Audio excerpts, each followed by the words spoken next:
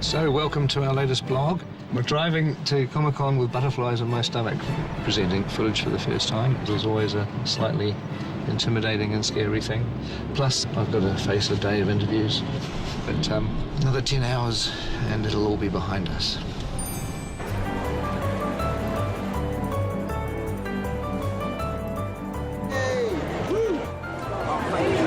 So hopefully we'll find Ian and Richard in here somewhere. The Hobbit certainly is more funny. One interview down.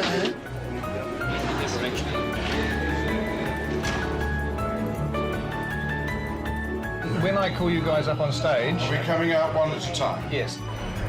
I saw on the One Ring this morning that people have been camping out since Wednesday to get into Hall H.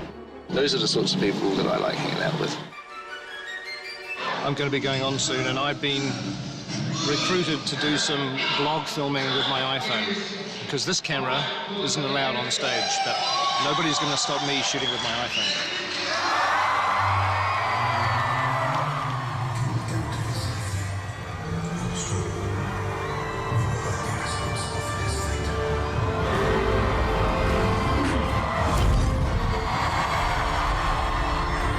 Ladies and gentlemen, please welcome to the stage,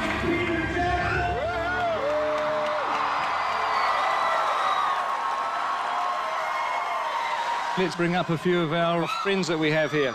Philippa Boyens, Andy Serkis, Richard Armitage, Martin Freeman, Sir Ian McKellen. We also have a surprise guest, Elijah Wood. I love you guys. I came all the way from Brazil just because of you. Thank you. I spent all my money on this trip, but it was worth it. These are the people that we're making the film for, and I'm really happy that it was received in such a great way. I'd just like you to do something for all the people that couldn't be here. Could you just say hi from ComicCon? 1, 2, 3. Fantastic. No need for a take two. That was bloody good. And so now we would like to show you a little bit of what we showed the audience in Hall H.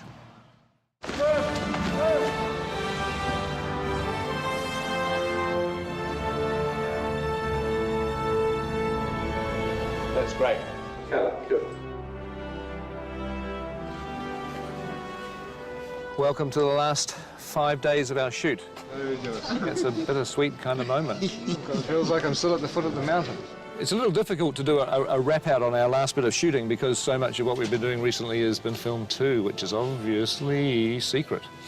But we'll show you little bits and pieces, little snippets, and there'll be a lot more of what we've been doing that we'll save up for future vlogs. Hey, Comic-Con fans, how are you? This is Dory, coming live from the set of The Hobbit. Stay classy, San Diego. Hi, Comic-Con. John Callan here. I play Oin in The Hobbit. Evni Anal du Shute, ni Comic-Con. Hi, this is Dwalin saying a big hi to all of you in Comic-Con. Greetings from the very heart of Middle-earth. A really amazing moment for me, I guess. It was the first time we stepped onto Bag End. It's become so embedded in your psyche from what you've seen before. We're all ready to go, and Ian came on for the first time, and you look at him and you go, oh my God, that's Gandalf. I look back on that with fondness because we got to know each other on Bag End, and we really got to know each other as dwarves. Hi Comic-Con, it's Adam Brown here, aka Ori from the Hobbit set. One of the most exciting things, I think, for me was working on these sets that kind of are part of our history. And there was I working on Rivendell with some incredible actors. Just watching Cate Blanchett act, it was very moving. We had shivers down our spines. It was absolutely astonishing. It's been a privilege being back in Middle-earth. Hey, Comic-Con. Hope you're having a good time. My name is Lee Pace. I play the Elven King, Thranduil. Some of the work that I really loved was with Terry Notary, who designs movement for the different races. And the way the elves move is very different than the way the dwarves move, obviously. It was really fun to get into that character and really move in a way that is not human. Yeah. Sylvester McCoy, who played Radagast, is the loveliest man. I need people. I think that Sylvester's going to be one of the delights of these movies. The real McCoy. I remember going out to Trentham and wandering through the 100 metres of forest that they'd built and seeing Roscabel, which is Radagast's house. Radagast's character was a lovely, spirited wizard, and his house really reflected his character beautifully. Dale was beautiful. It really was like, it was like being in another country. It was very Moroccan, Turkish, sort of stroke Italian, yeah. Dale was one of the larger sets. It rivals some of the biggest sets we've ever built, which would have been Minas Tirith and Helm's Deep, I guess, in the old days. The city of Dale was such a huge set. You're able to just wander around as if you were in some abandoned city you've always wanted to visit. The most fun I've had on set would probably be the Goblins. Goblin Town, the sets just seem to be really sharp and really angular and lots of flames and lots of bones. We were introduced to the Great Goblin. Well, Barry Humphries is something of an iconic legend in this part of the world, and I've seen 2 or 3 of his Dame Edna stage shows, and Barry and the Goblin King just seem to be a natural fit. Have you seen the pile of intestines? Oh, no, but I'll go and check them out. I don't know if anyone's home, but we'll soon see. I found Bayon's house absolutely mesmerizing. It's one of my favorite parts of the book, and the creation, the carving that they did inside that beautiful barn, and everything was so oversized. I want to write the theme tune, sing the theme tune. We built it to the scale of the dwarves, so it was huge. And it made all of us feel small. I used to be able to stand on that set and look at the crew setting up the camera, and they looked like tiny little people. It was kind of incredible. Morning, everyone. Happy last day. Morning. What we're doing for this shot is we're going to get Orlando up on here. Somebody stuck something to my back. What is it? Second unit, I think we're a bit of the rock and roll unit, and, you know, we have a bit of fun.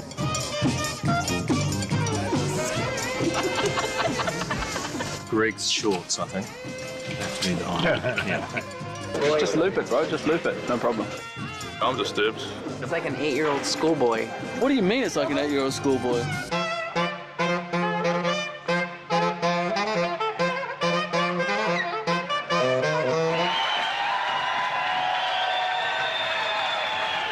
He's a rock star.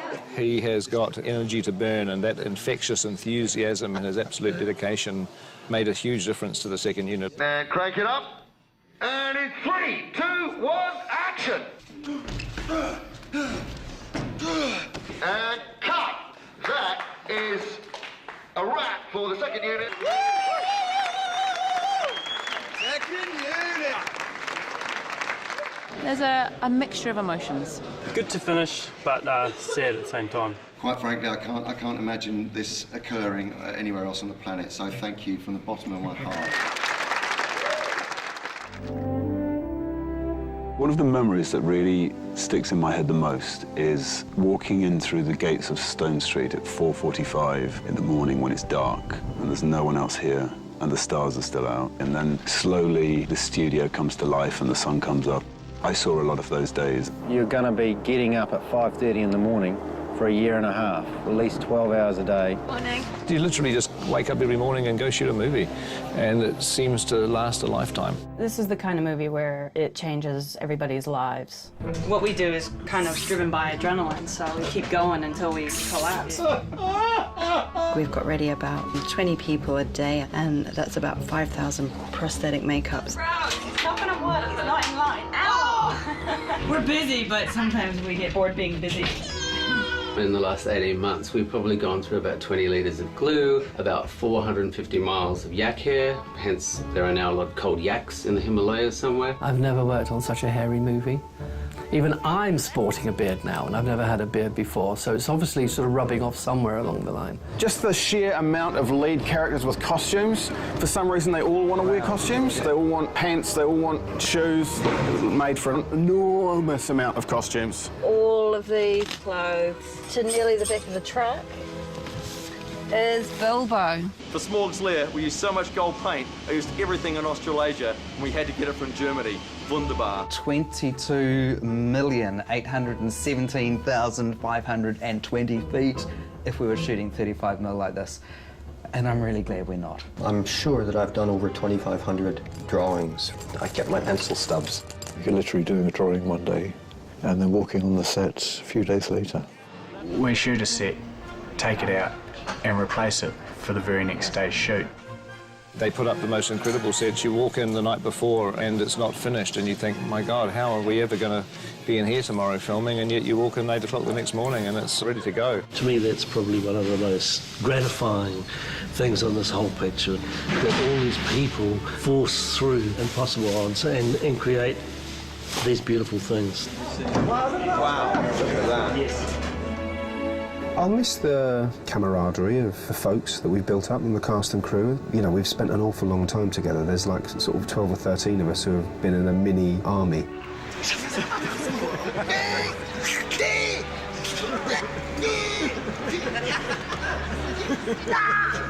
Well, I mean, they're all people I would love to work with again. Fantastic cast. I'm surrounded by these mates. I'm surrounded by my comrades. I'm surrounded by these great actors. Please, not every time. Get off. I mean... You get so close that you're able to freely abuse them on a daily basis that they don't seem to mind. And that's the poster. But a very high quality of human beings involved. Pretty soon we won't be all together as gang, which is going to be sad. We'll all miss each other terribly. You're getting to come to work with a group of people that you love working with, that you love hanging out with. It's a real family. What's this in our laundry? Look at that.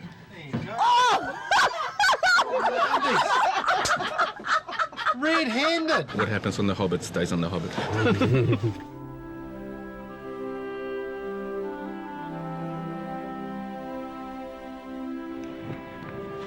Finishing up in Lakewood today, eh? It's the old, finish with a bang.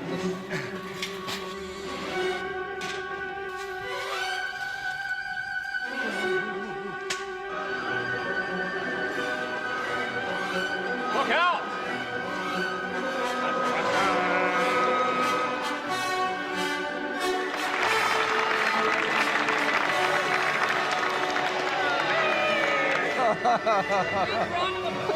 I'm gonna miss you, man.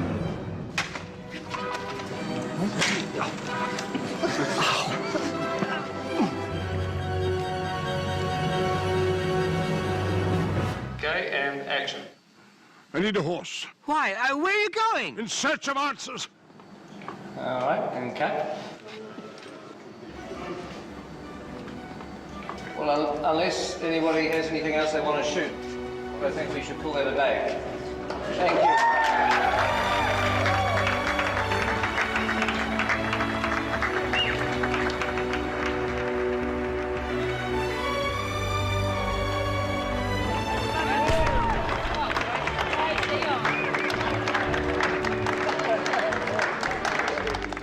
Well, obviously, I just want to say thank you to everybody, an incredible cast, incredible crew. Seems like a lifetime ago that I had to do this speech at the beginning of the shoot. Oh, God, it was a long time ago. You know, as a director, it can be kind of a lonely job.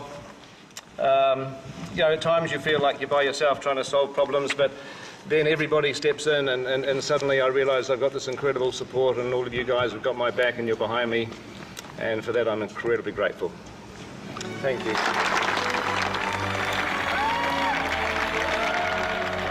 Peter's Bubble's right next door.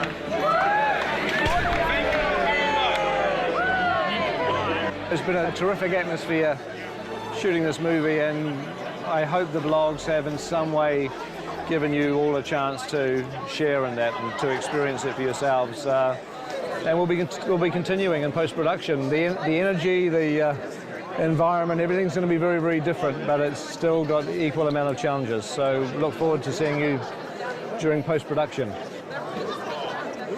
It's just lemonade, honestly. Come on, show some love. Put your arm around the person next to you.